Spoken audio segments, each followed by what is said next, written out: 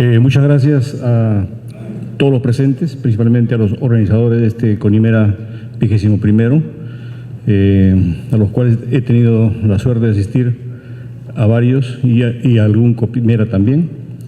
De manera que he venido acá para presentarles un proyecto de la cartera de Odebrecht Energía del Perú, denominado Central Hidroeléctrica Chadín II, que es un proyecto hidroeléctrico, el primero de este tipo en el país, que se piensa desarrollar durante los próximos años.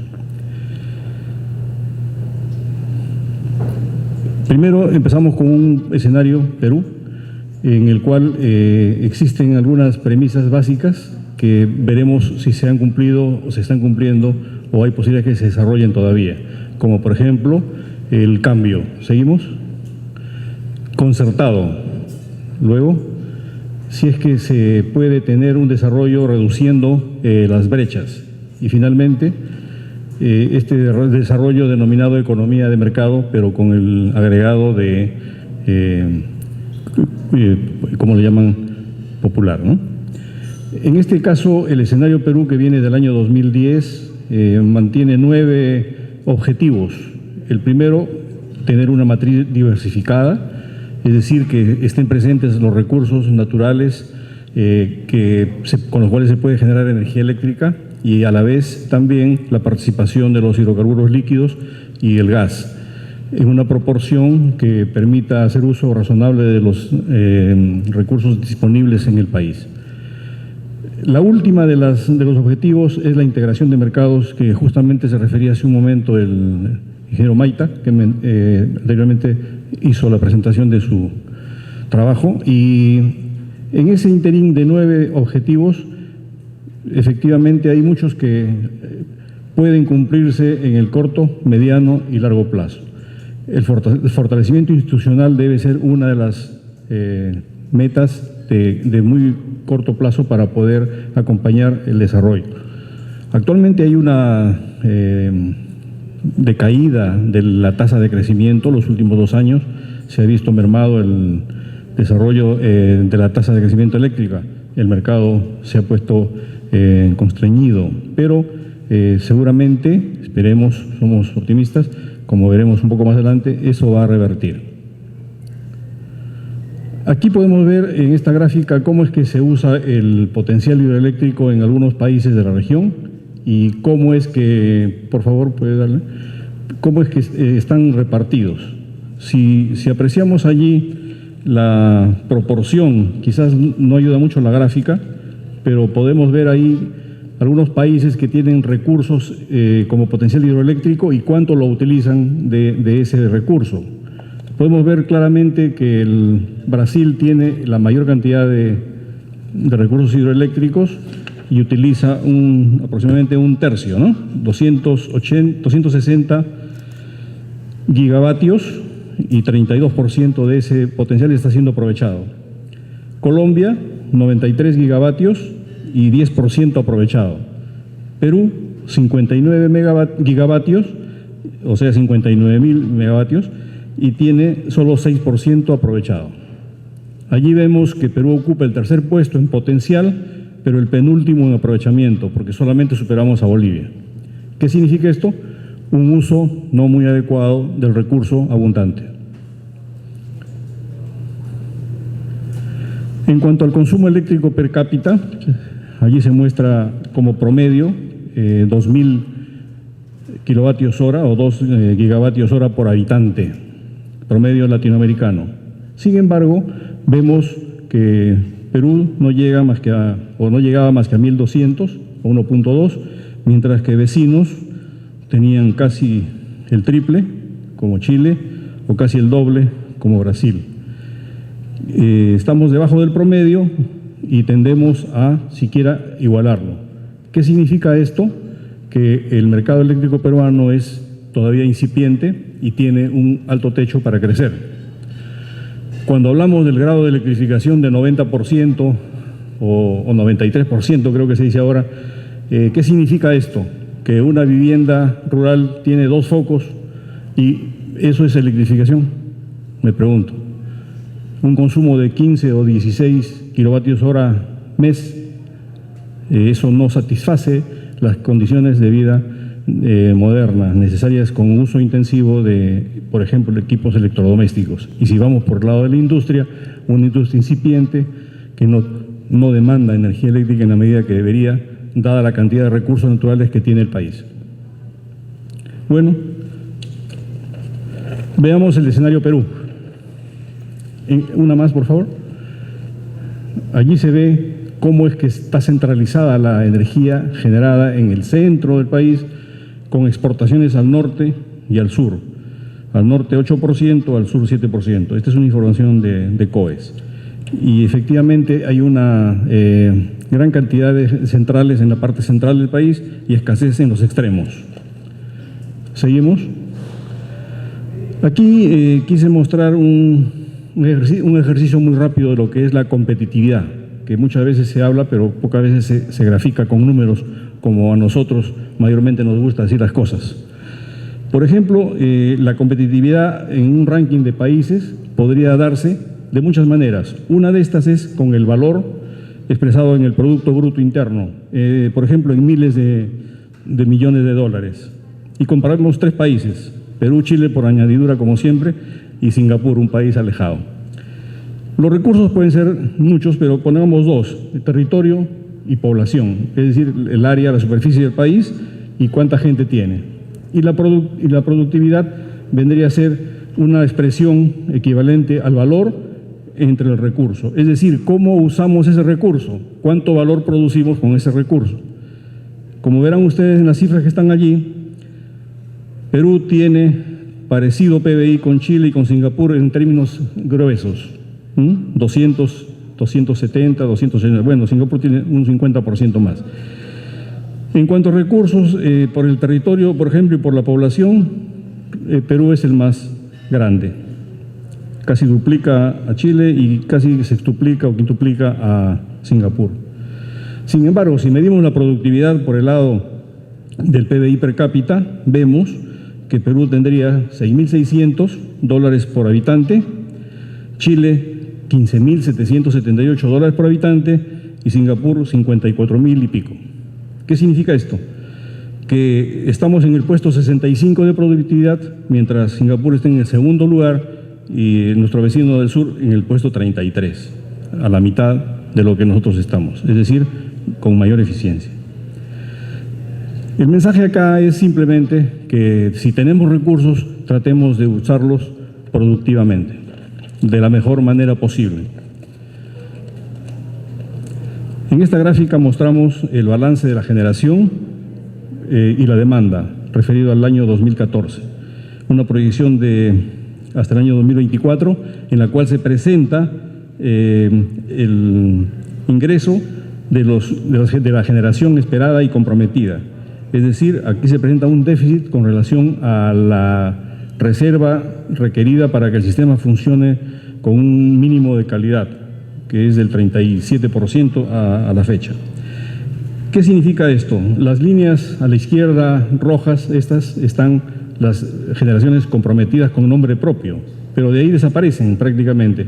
Hasta este último punto, que me parece la conversión de una central gas a ciclo combinado, ciclo simple, ciclo combinado. Y luego empiezan a aparecer los déficits. Estos déficits significan generación nueva que debería instalarse en el país, dado este crecimiento conservador todavía para lo que existía antes, para que tengamos en el año 2024 un déficit aproximado de 3.100 megawatts. Pasemos ahora ya a Chadín, por favor. La siguiente. Una más, sí, aquí está la ubicación del proyecto entre los departamentos de Cajamarca y Amazonas. Una más, sí. Ahí está. Se ve el río Marañón y a la derecha el departamento de Amazonas y a la izquierda el departamento de Cajamarca. ¿Continuamos? Se puede ver que esta zona es completamente despoblada, en su mayor parte no hay desplazamiento de viviendas. Y es un antecedente histórico de cómo se gesta Chadín, como tantos proyectos en el país. Recién en los 70s, el gobierno peruano, a través del Ministerio de Energía y Minas, con un convenio con la misión alemana, detecta una serie de proyectos potenciales para el desarrollo hidroeléctrico. Años después, Electroperú toma la posta y finalmente nuestra organización, el 2010, hace estudios que van definiendo la posibilidad firme de emprender este negocio.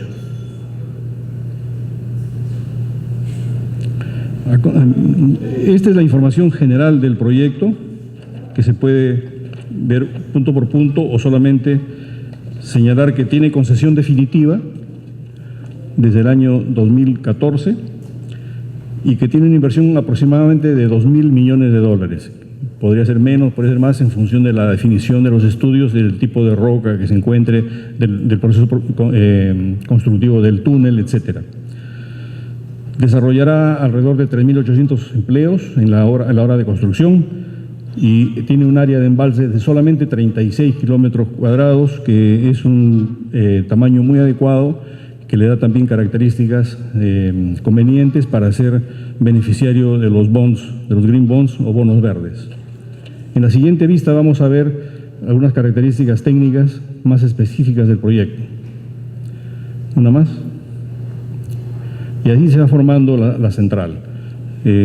Por ejemplo, el embalse, como se señaló, tiene 36 kilómetros de espejo.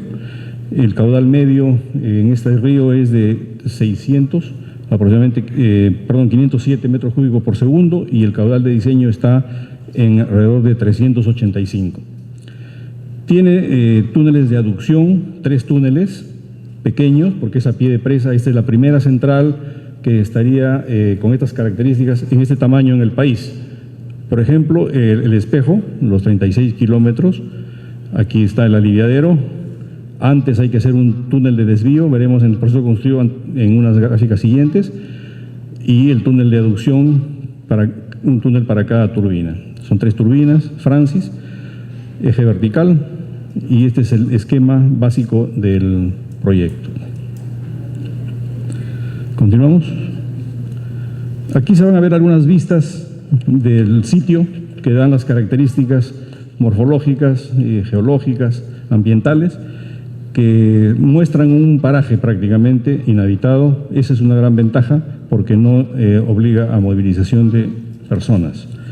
Los estudios, seguimos, los estudios que se han realizado hasta ahora de tipo hidrológico continúan, seguimos con DHI, topografía láser 3 veces, seguimos, refracción sísmica, topografía convencional a pie, batimetrías, medición de las formas del río para definir los caudales, la siguiente es hidrometría, y finalmente las vías de acceso. Una más, vías de acceso que van a permitir, cuando el proyecto se desarrolle, unir 2 departamentos, 2 regiones, Cajamarca y Amazonas, Selendín por el lado oeste y Chachapoyas por el lado oeste, una vía nueva que tendrá que unir las 2 áreas. Y va a permitir mejorar seguramente de forma importante la vida de la gente que está en estos lugares, porque el impacto es muy importante, y si hay tiempo veremos un par de vistas de Chaglla que está por terminar al final. Los accesos están allí, 2 formas de llegar, sea por Amazonas o por Cajamarca. Seguimos.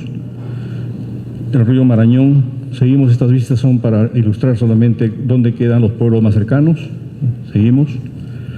Se dan cuenta ustedes que hay algunos cocales por ahí, y son justamente los pobladores que más se oponen al proyecto, ¿no? Porque perjudica su consumo, su trabajo cotidiano.